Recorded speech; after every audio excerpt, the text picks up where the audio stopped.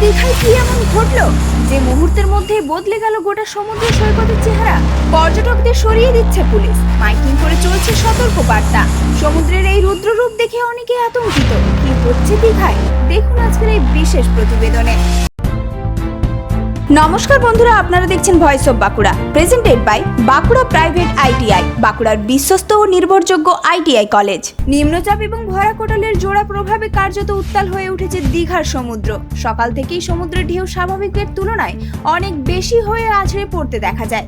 একের পর এক বিশাল ঢেউ গার্ডওয়াল উপচে সরাসরি মেরিন ড্রাইভের রাস্তায় উঠে আসছে, ফলে সমুদ্রের ধারের একাধিক এলাকায় আতঙ্কের পরিবেশ তৈরি হয়েছে।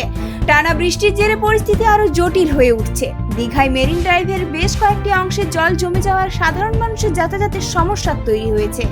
সমুদ্রের উত্তাল রূপ দেখতে বহু পর্যটক সৈকতে ভিড় জমালেও তাদের নিরাপত্তার কথা মাথায় রেখে বারবার সতর্ক করছে পুলিশ ও প্রশাসন।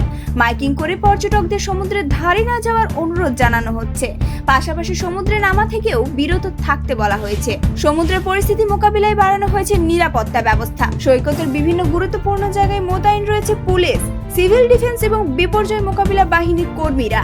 কোথাও যাতে কোনো অপ্রীতিকর ঘটনা না ঘটে সেই জন্য সারাক্ষণ নজরদারি চালানো হচ্ছে। পর্যটকদের বিপজ্জনক জায়গা থেকে সরিয়ে নিরাপদ দূরত্বে থাকার পরামর্শ দেওয়া হচ্ছে। এদিকে নিম্নচাপের জেরে সমুদ্র ক্রমশ উত্তাল হওয়ার আশঙ্কা থাকায় মৎস্যজীবীদের সমুদ্রে যেতে বারণ করা হচ্ছে। গভীর সমুদ্রে থাকা মাছ ধরার নৌকা ও ট্রলারগুলিকে দ্রুত নিরাপদ আশ্রয়ে ফিরে আসার নির্দেশ দেওয়া হয়েছে। আবহাওয়া স্বাভাবিক না হওয়া পর্যন্ত সমুদ্রে না যাওয়ার পরামর্শ দেওয়া হয়েছে। আবহাওয়া দপ্তরের পূর্বাভাস অনুযায়ী আগামী কয়েকদিন দক্ষিণবঙ্গের উপকূলবর্তী এলাকায় ভারী থেকে অতি ভারী বৃষ্টির সম্ভাবনা রয়েছে। সেই সঙ্গে সমুদ্র আরও উত্তাল হতে পারে বলে আশঙ্কা করা হচ্ছে। তাই দীঘায় বেড়াতে আসা পর্যটক এবং স্থানীয় বাসিন্দাদের অপ্রয়োজনীয়ভাবে সমুদ্রের ধারে ভিড় না করার আবেদন জানিয়েছে প্রশাসন। পরিস্থিতির ওপর কড়া নজর রাখা হচ্ছে।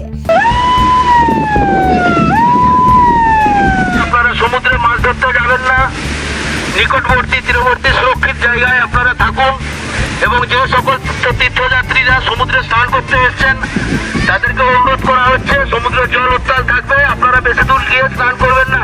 এই নিম্নচাপের ফলে সমুদ্রের জল উত্তাল থাকবে, তাই মৎস্যজীবী ভাইদের বলা হচ্ছে আপনারা সমুদ্রে মাছ ধরতে যাবেন না। আবহাওয়ার পরিবর্তনের সঙ্গে সঙ্গে প্রশাসনও প্রয়োজনীয় ব্যবস্থা গ্রহণ করেছে যাতে কোনো বড় দুর্ঘটনা এড়ানো যায়। এখন সকলের নজর নিম্নচাপের প্রভাবে কবে কাটবে এবং কবে আবার স্বাভাবিক ছন্দে ফিরবে দীঘার সমুদ্র। এই ধরনের গুরুত্বপূর্ণ খবর সবার আগে পেতে আমাদের চ্যানেলটি সাবস্ক্রাইব করুন আর ভিডিওটি শেয়ার করতে ভুলবেন না। আপনার মতামত কমেন্টে জানান আর লাইক শেয়ার করে ভয়েস অফ বাঁকুড়ার পাশে থাকুন।